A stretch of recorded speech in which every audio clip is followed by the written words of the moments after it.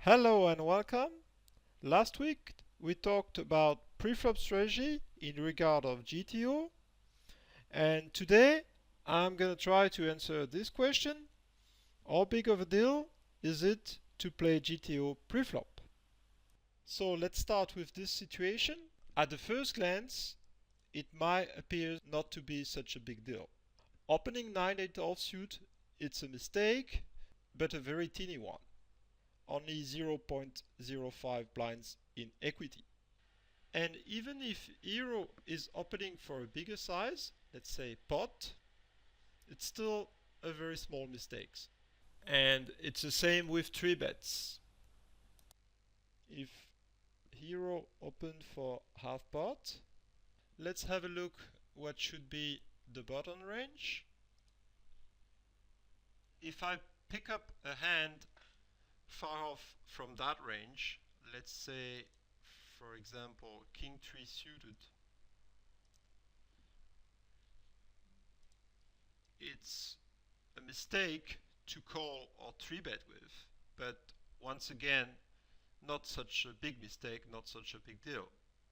And 3-bet for half pot would be a loss of 10% of a blind. Shall we don't care about preflop play? Well, things are a bit more complicated. Let's go back to cutoff opening range. From the cutoff, the hand Snowy suggested to open are the pairs, the broadways, and then a bunch of suited cards. Suited aces, suited kings, suited queens, suited jacks, suited tens, suited connectors. Some years ago, one of my very first students asked, knowing that the difference between being suited and unsuited is about 3% in equity, why is it correct to open all those suited combo and incorrect to do so when they are unsuited? And that would be the question of the quiz. Imagine that you are a coach and your student asks you this specific question. I'll list a few answers possible, but you might find another one. Before I give you my answer, let's play a bit with Snowy and see a couple of scenarios possible. Hero doesn't care about preflop advisor and open for half pot. What can happen? If he faces a 3-bet from the button, whatever if is suited or unsuited, he should fold. So there is no difference between both hands.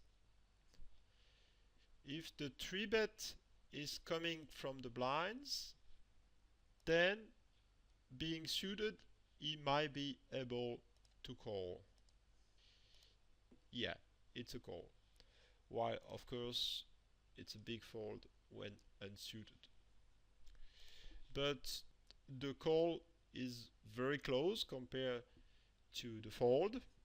And to be honest, this is a hand I always called in my playing career, facing a 3-bet in that situation. But if I was filtering all those hands, I'm not sure I would be a winner overall. So it's definitely close, and maybe being unsuited would save us money. What about postflop?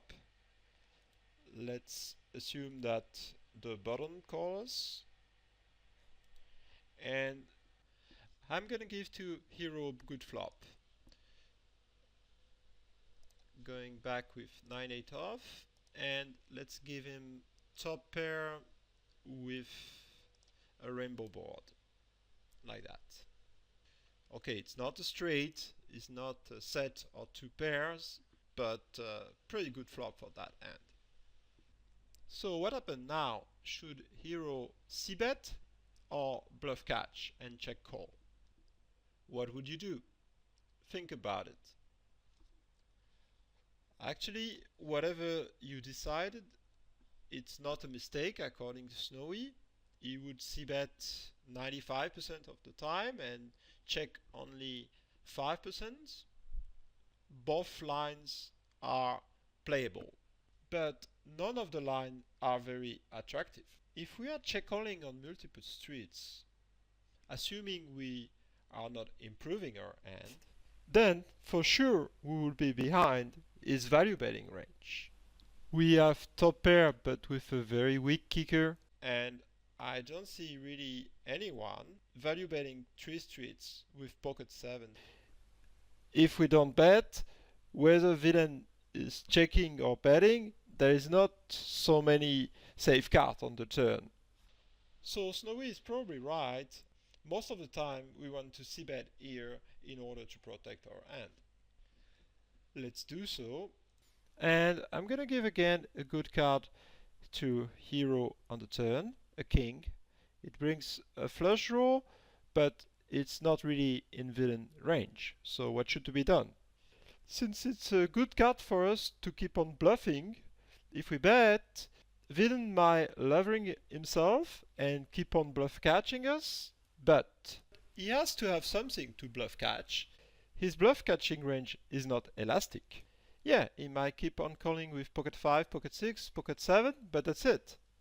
There are not so many combo overall, and the rest we are behind. And if we elect to bluff catch, we got the same problems we had on the flop, and since he called the c-bet, villain has a stronger range now. We hit a good flop and a good turn, but our hand is so weak that it's a bad value better and a bad bluff catcher. And things are even worse when we miss. If the flop turn ace jack 4, the hand has very little equity and very little chance to improve into a winner at showdown. Now I think everybody has the right answer to the quiz, which is number 4 for range. If we have only the 4 combos of 9-8 suited in our range, this situation would occur much less frequently. And when it does happen, our overall range, either we are bluff catching or betting, it's much stronger, so our opponent risks more. Let's again have a look at the preflop range from the cutoff. If we are opening 9-8 off, there is no reason not to open 10-9 off, and it's already 24 more combos. And why not with 10-8 off and another 12 combo? We are weakening dangerously our range by doing so. It would be okay to open 4 combo of 9-8 overall, either suited or non-suited, but of course, since they are more playable, they have more equity and can flop bigger hands, we want to open those who are suited. So it's not a big deal to make a mistake preflop once, but it's a big deal to make repeatedly the same mistake. For example, if you open once in a while with 9-8 off because you think the player on the button is a need, or there is a fish in the blinds that is gonna call and you think it will be profitable for you to play that hand in position against him, go ahead. It will not cost you much. But if you have permanently this hand into your opening range from the cutoff against good opponents, on the long run you would lose money, because your preflop range would be too wide and they will be able to 3-bet you exploitatively, and you will also probably lick money post-flop since your opening range will be too weak against their defending range. That would be it for today, but I will make another quiz about pre-flop play. I'm not sure that will be next week. I don't know. We'll see. Thanks for listening and hope to see you next time.